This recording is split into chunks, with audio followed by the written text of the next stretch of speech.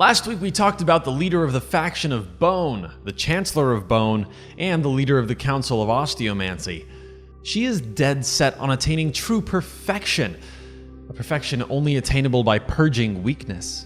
She believes that only through perfection, only through the philosophy of the faction of Bone can the rebellion succeed, but there are other philosophies in the underworld. There are other ways of thinking, even if they seem a bit out there. And when I say out there, I mean literally. The Alltaker's next child that we'll be looking at, Ellianastis, is from the realm of true spirit.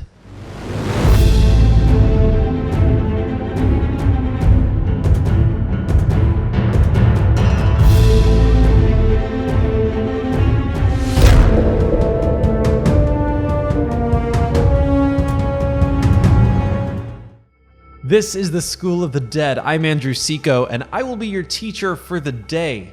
As always, I will link any supplementary materials or additional texts, but our primary textbook is going to be The Chronicle of the Underworld. So let's continue to meet the Alltaker's children. Today, we're going to meet the whimsical, the wise, the Oracle Ellianastis.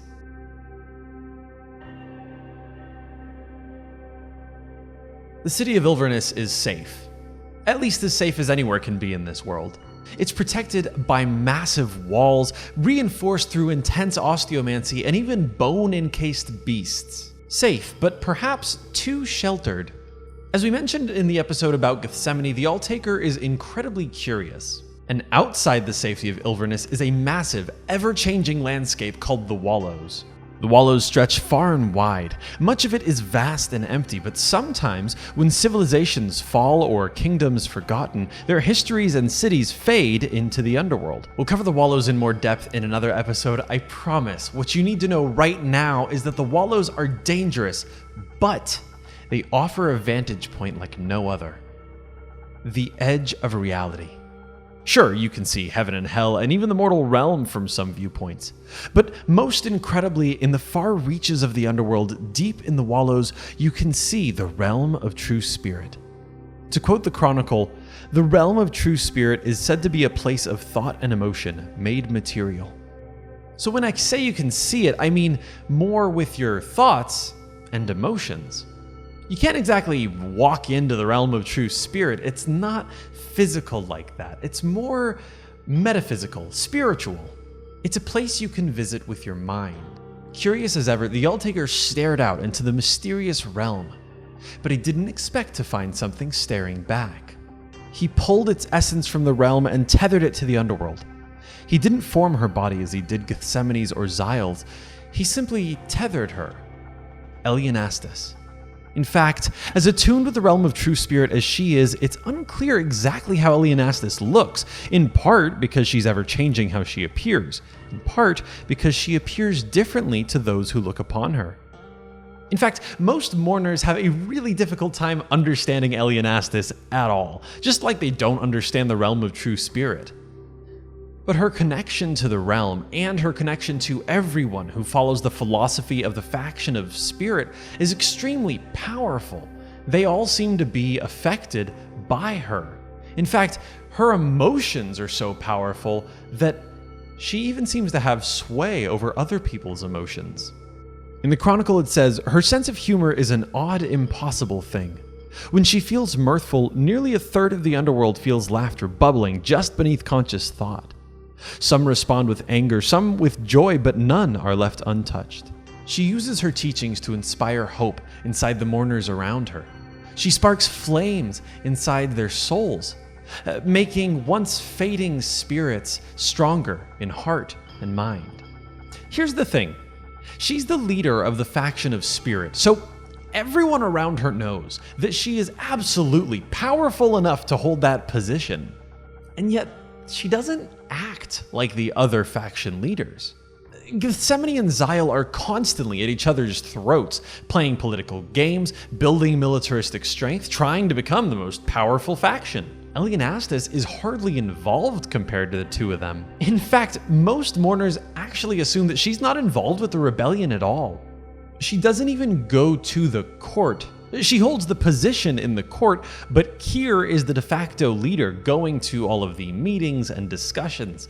All the while, Ellianastis seems aloof and uninvolved, locked away in her library, reading, comforting lost mourners, doling out rather elusive advice, talking about things that no one even remotely understands, but yes, in her library.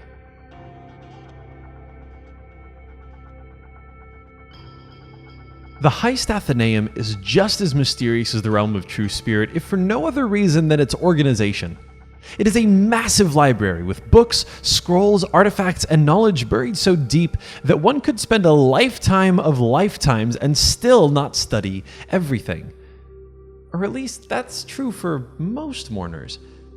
It's not necessarily true for Ellianastis. That's not to say that Ellianastis has read every book and flipped through every page, but it is fair to assume that she's examined the lion's share. For whatever reason, time passes differently in the Heist Athenaeum, and so she's spent more time studying than most mourners have existing. And with all of that, she is by far one of the wisest beings in the underworld. She was made last, so in one way, she's the youngest of all of the Alltaker's children, but in another way, she's the oldest.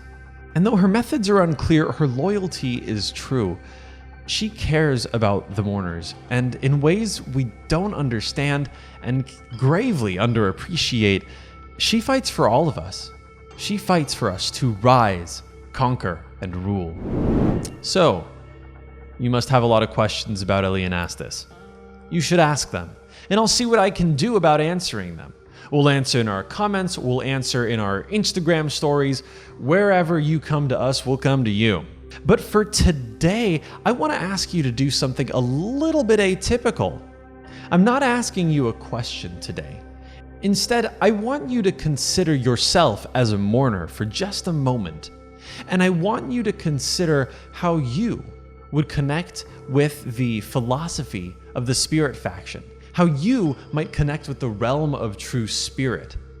Connect with your thoughts and emotions, and come back to Court of the Dead with a new perspective.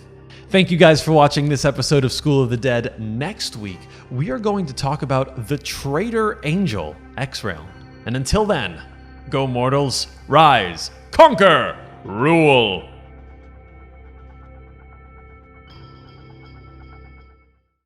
Did you enjoy that video? Be sure to subscribe by hitting the S icon on your screen and click the bell icon to be notified whenever a new video is posted. If you'd like more info on the items featured in this video, click the link provided under product info. Thanks for watching, and don't forget to let your geek side show.